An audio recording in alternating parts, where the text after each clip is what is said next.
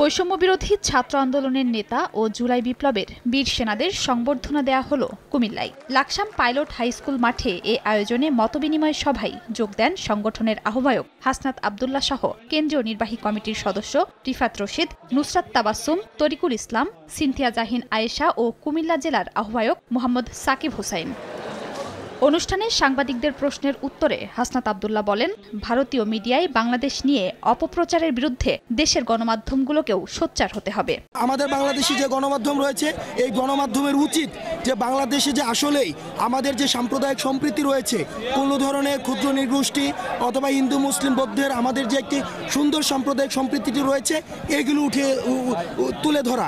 তারই সাথে সাথে ভারত যে মিডিয়া প্রপাগান্ডা চালাচ্ছে সেগুলোর বিরুদ্ধে কাউন্টার প্রপাগান্ডা সেল গঠন করে সেগুলোর বিরুদ্ধে আমাদের দেশের মিডিয়ারও সরব উপস্থিতি প্রয়োজন।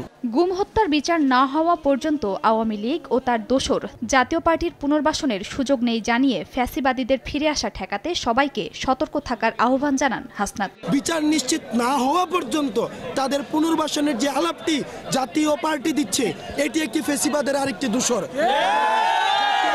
উপরে ভর করেই কিন্তু ফ্যাসিবাদ ডালপালা গজিয়ে মহিরূপে বেড়ে উঠেছে। সুতরাং জাতীয় পার্টি যদি মনে করে আবার তারা শেষ কয়েকদিন আন্দোলনের আগে পিছনে থেকে আবার তারা মেইন স্ট্রিমে চলে আসবে, তাহলে জাতীয় পার্টি ভুল ভাবছে। জাতীয় পার্টি আওয়ামী দূষর হিসেবে তারা ইতিহাসে স্বীকৃত থাকবে।